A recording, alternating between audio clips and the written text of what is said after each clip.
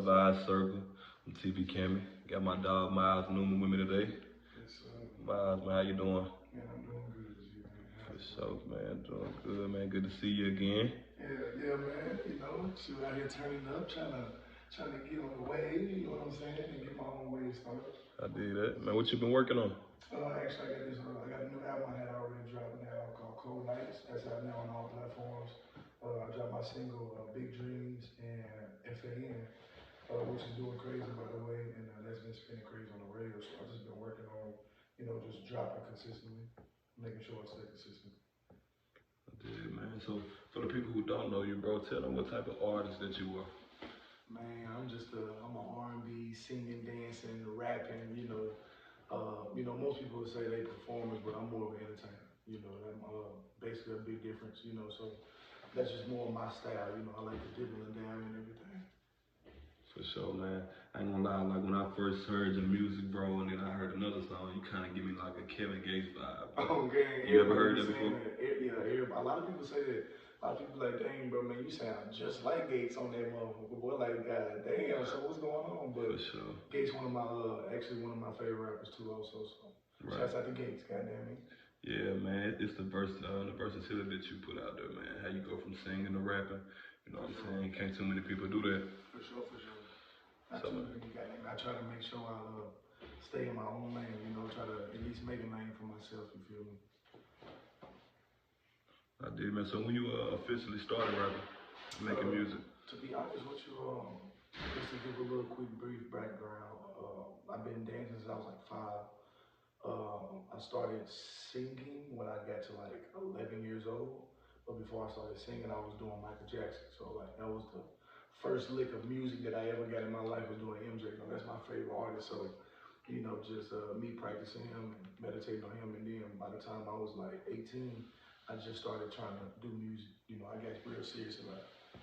For sure. That's crazy, man. So, like, you a real Michael Jackson fan? Oh, definitely. I'm talking about to the heart. That's dope. That's dope, for sure. What's your favorite track from it? My favorite track from Smooth Criminal, off top. Okay. Off top. The Bad album, for sure.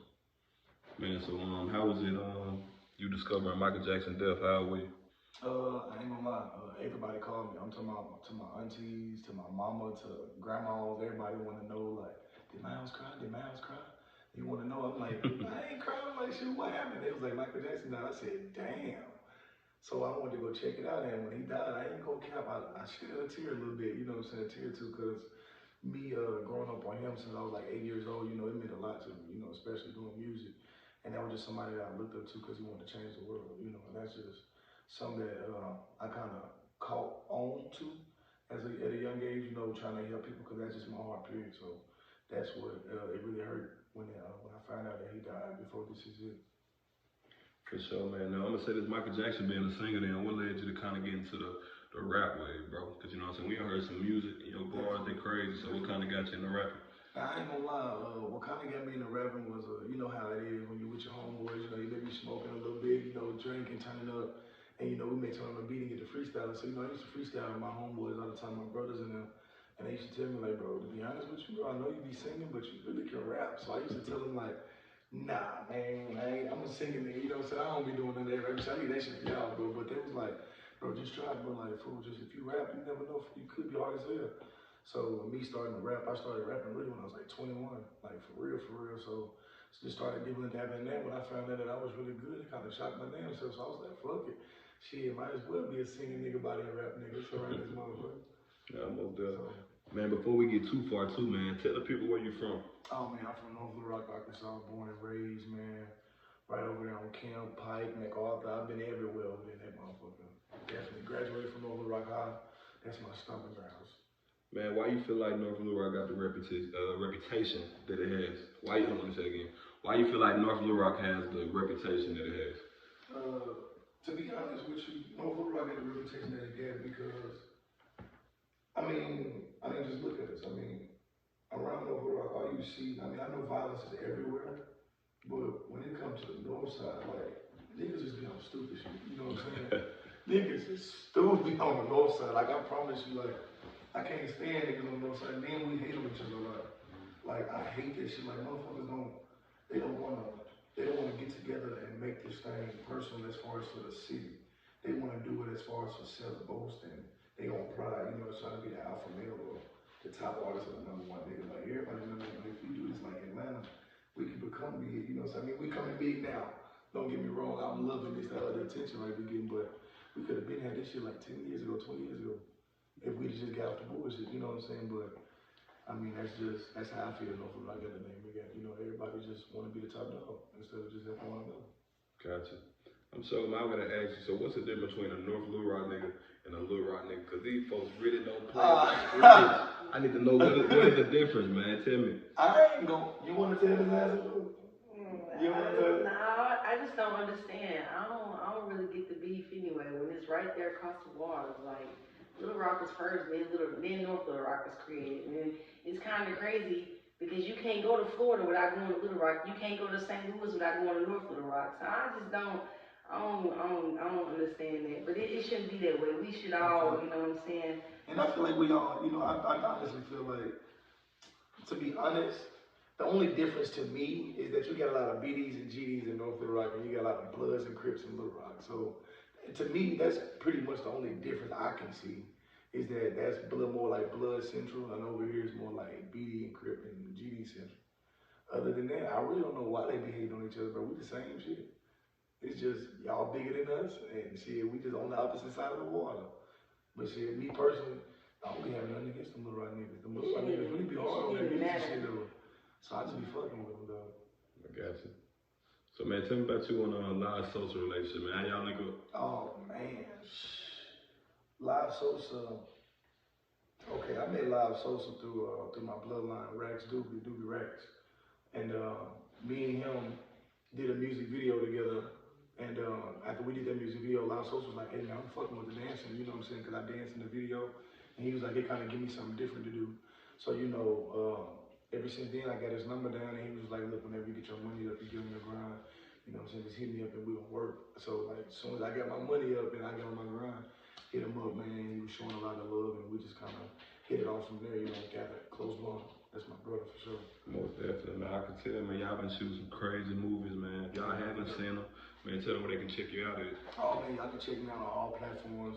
All my music is on Apple Music, iTunes, Spotify, YouTube, and my music video FAN is going crazy right now. That's also on YouTube. Please go run that up. The link is in my bio on Instagram.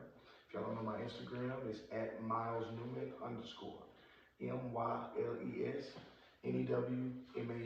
_ Just follow me. I'm gonna follow you back. Click the link and just run it up. I promise you. Once that video gets to 1,000, I'm gonna drop big dreams. For sure. Bro, okay, tell us about your creative process, bro, like when you're in the booth making music.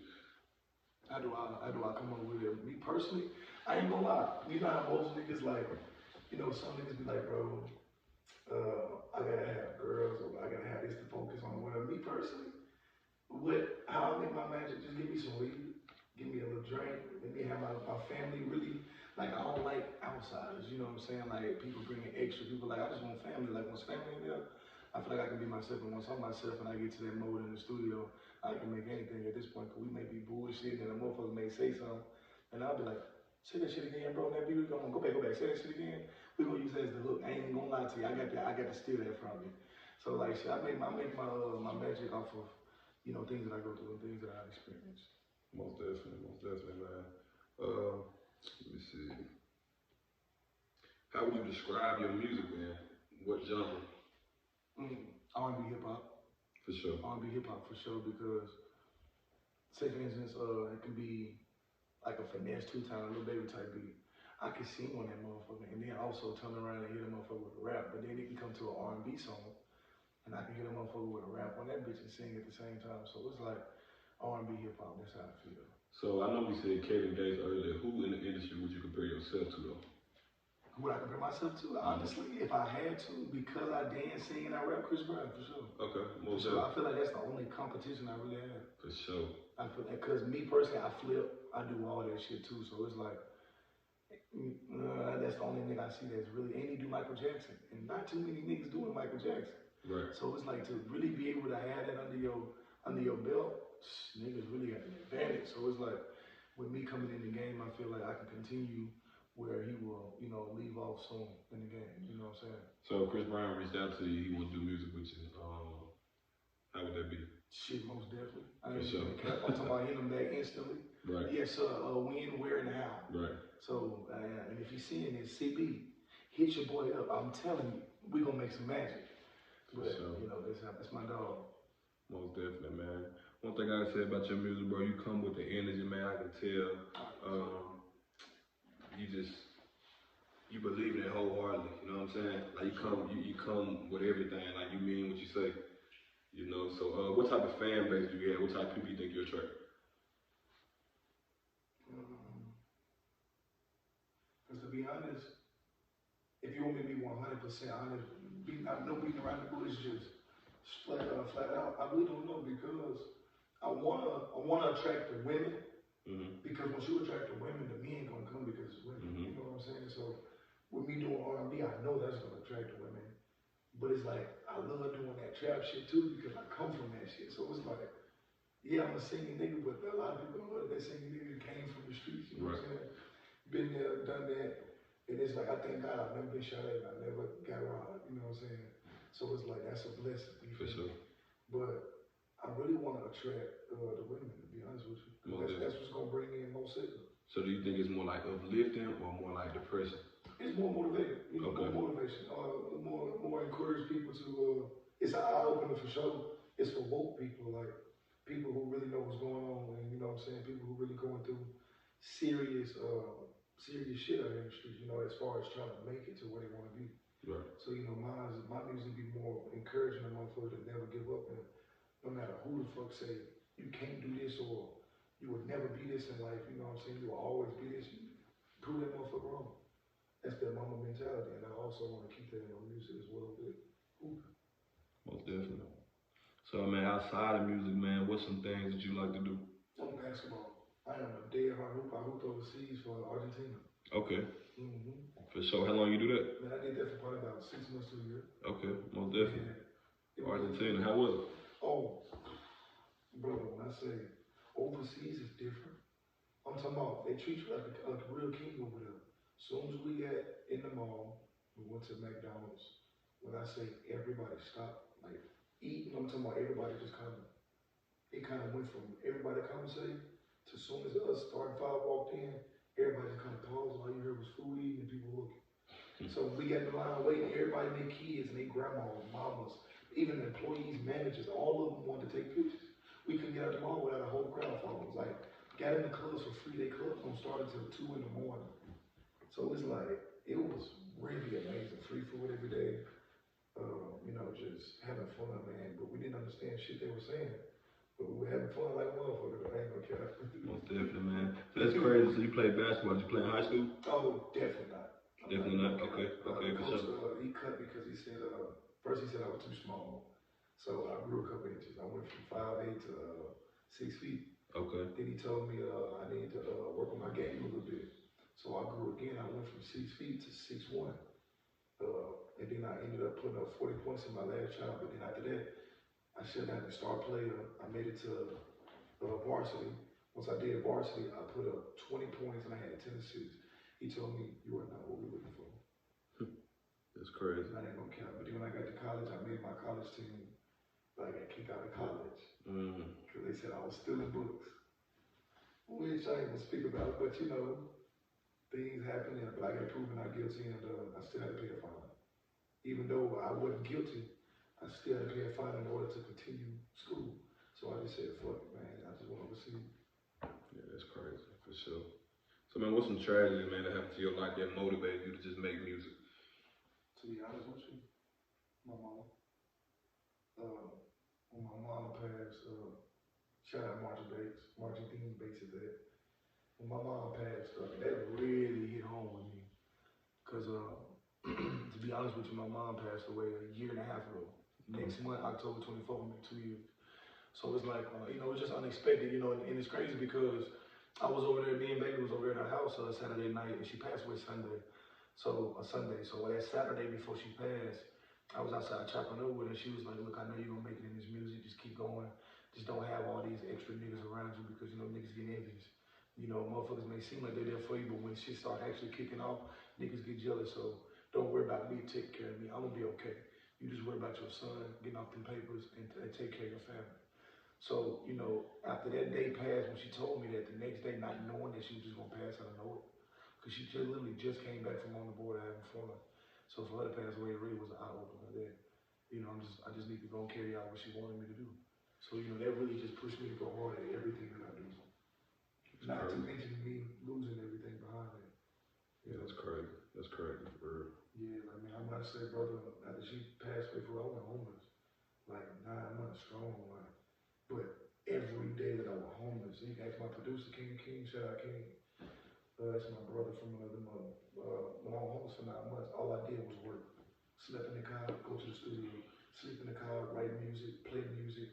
I'm talking about writing every day.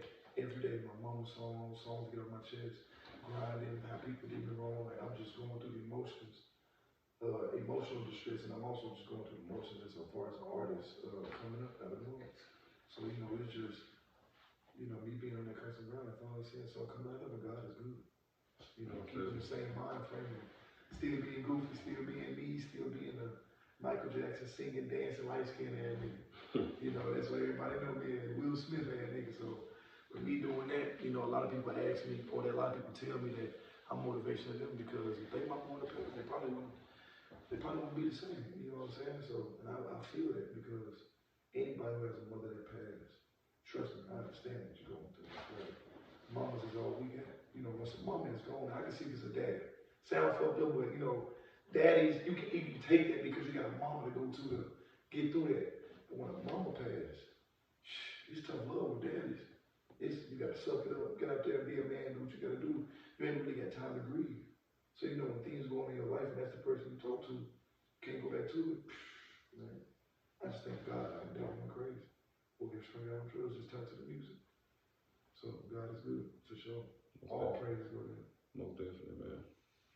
So I'm gonna ask you, man, what do you think you be doing without music, though?